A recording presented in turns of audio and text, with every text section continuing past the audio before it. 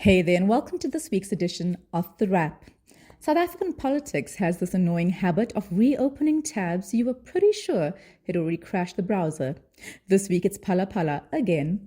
The Constitutional Court has thrown the scandal back into Parliament's lap, reopening uncomfortable questions for President Cyril Ramaphosa just as the ANC head towards another election cycle. Meanwhile, the school textbook tender drama keeps getting murkier. The rand is giving investors stress hives, and Orlando Pirates are suddenly within touching distance of ending Mamelodi Sundowns' 8-year PSL reign. Abroad, Donald Trump is back in China after years of diplomatic frostiness.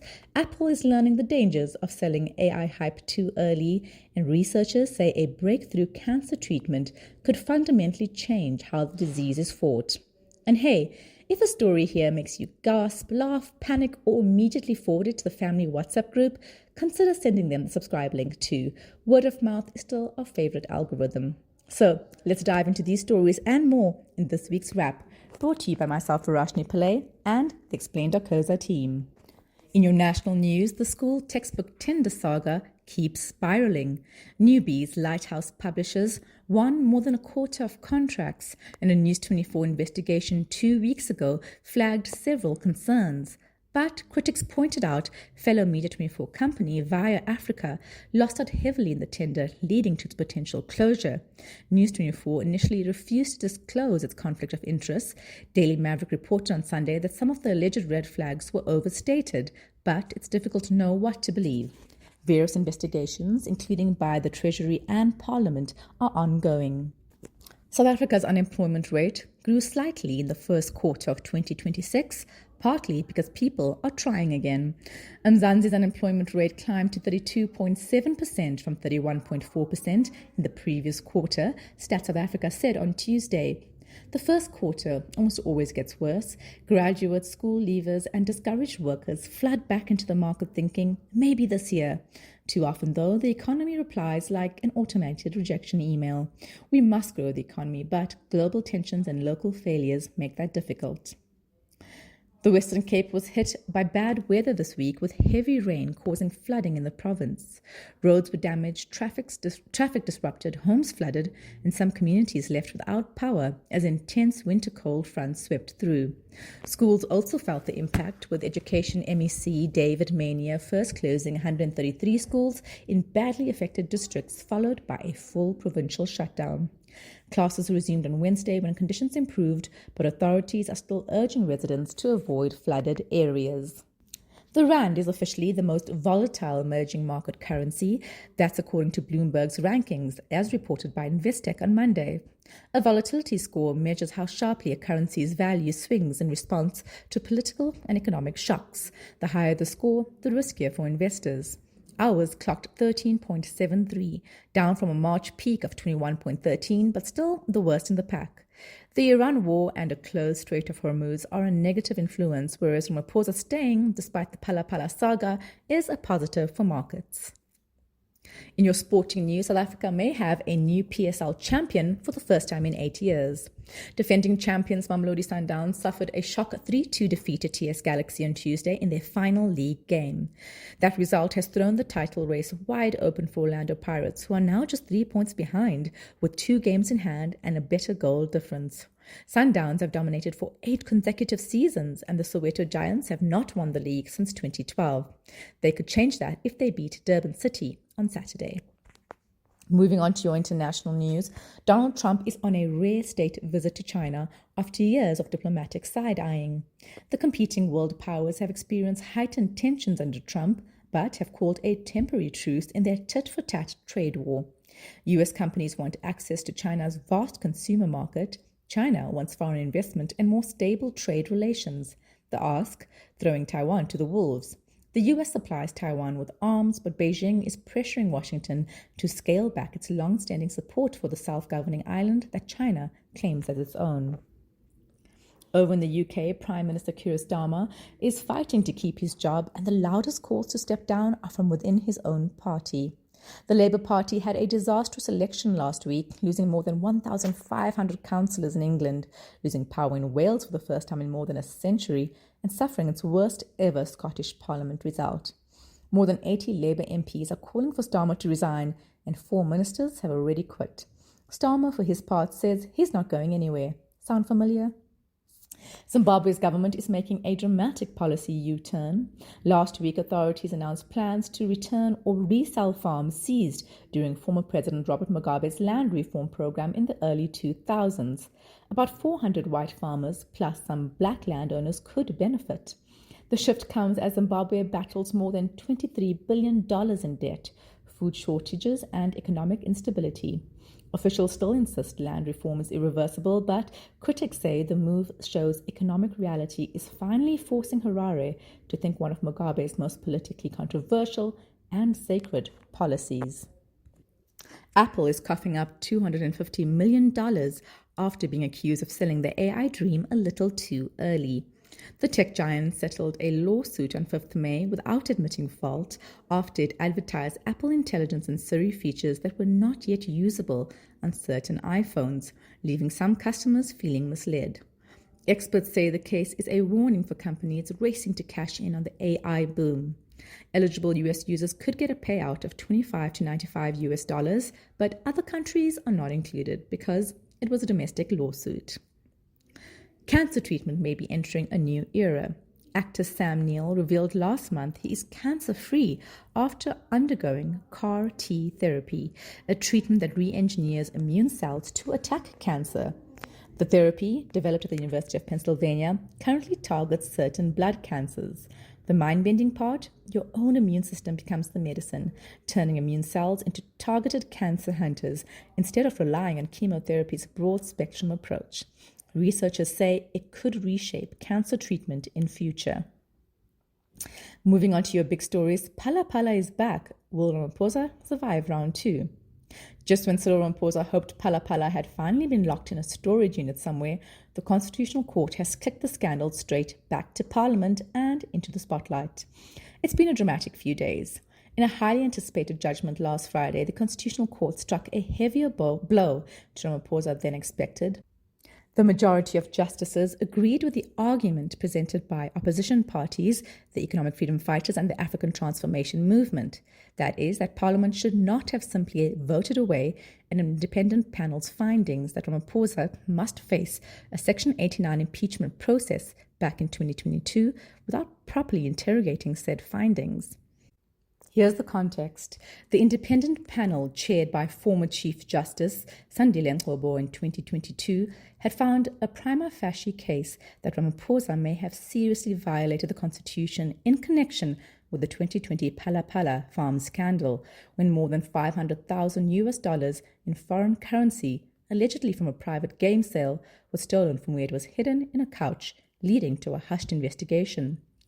Prima facie is legal jargon for there's enough smoke here to justify checking whether there's an actual fire. 3 days after the ruling, Ramaphosa hit back.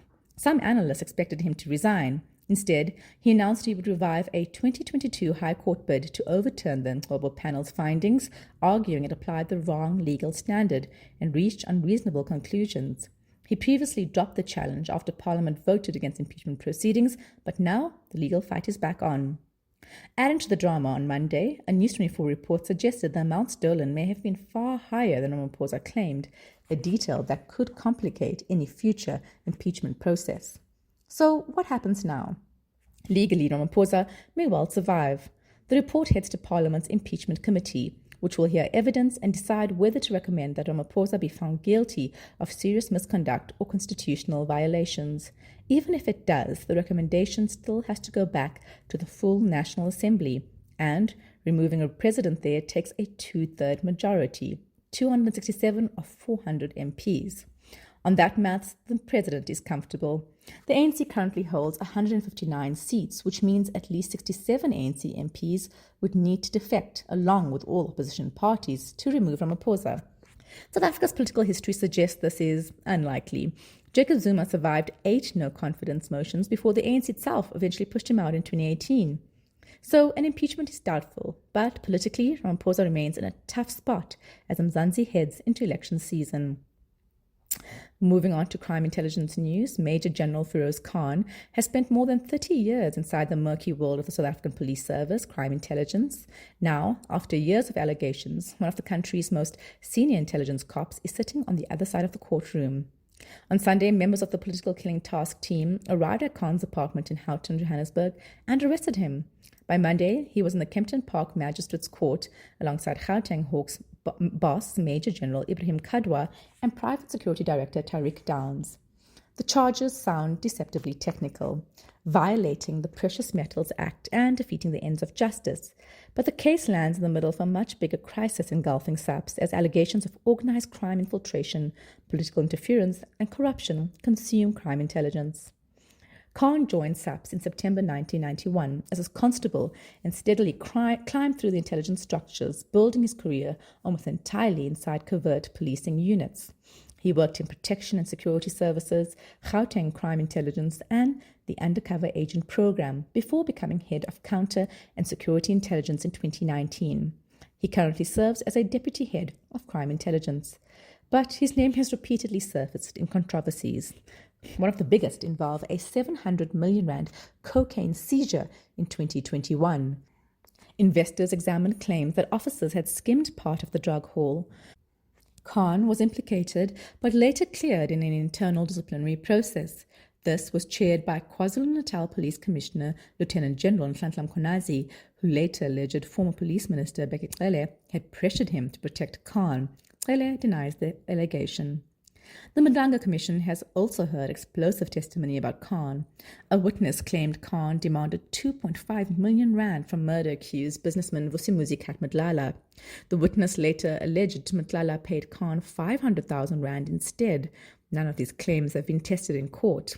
The latest case centers on 75.9 grams of unwrought gold intercepted at Ora Tambo in 2021.